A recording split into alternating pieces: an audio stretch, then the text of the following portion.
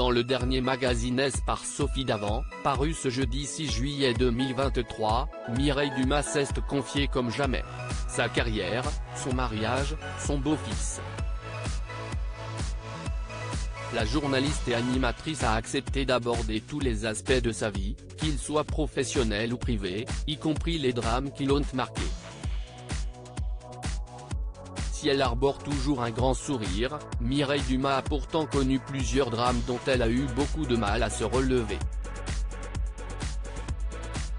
Très proche de sa famille et notamment de sa maman, l'animatrice a vu son monde entier s'écrouler le jour où cette dernière s'est éteinte. Avec un laisser-aller étonnant, la femme de télé de bientôt 70 ans s'est confiée dans les colonnes du dernier magazine de Sophie Davant et a relaté les quelques drames qui ont jalonné sa vie, dont justement le décès de sa mère. Elle est partie il y a bientôt 10 ans. Elle a été la femme de ma vie. Mon père est mort quand je n'avais que 3 ans. Ma mère était mon institutrice, elle est devenue une amie, une sœur, et vers la fin de sa vie, je l'ai protégée comme une fille, mais elle a toujours gardé son rôle de mère. Elle a vécu 100 ans et 1 mois, j'ai eu la possibilité de vivre avec elle jusqu'au bout, auprès de mon mari et de mon beau-fils. C'était merveilleux, a expliqué celle qui a présenté le magazine Vie privée, Vie publique, France 3, de 2000 à 2009. Mais la mort de sa mère n'a pas été le seul élément qui l'a marqué. Si Mireille Dumas n'a jamais eu d'enfant avec son époux, le réalisateur Dominique Colonna, elle a en revanche éduqué et pris soin du fils de ce dernier, Antoine. Malheureusement, lui aussi les a quittés, à l'âge très jeune de 36 ans.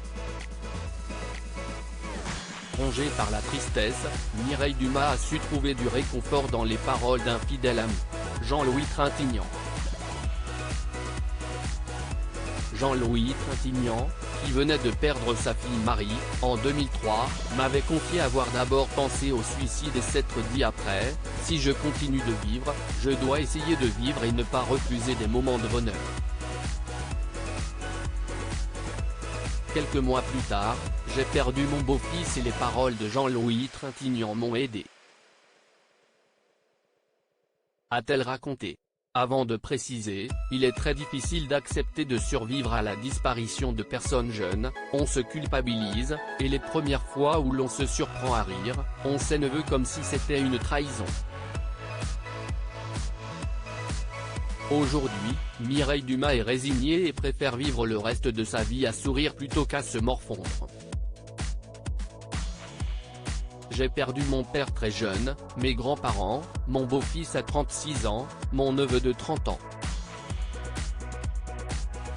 La mort est présente dans ma vie et cette conscience, le fait d'avoir été touché par de nombreux drames, m'a peut-être poussé vers les autres, a-t-elle conclu avec son éternelle douceur. Une résilience qui force le respect.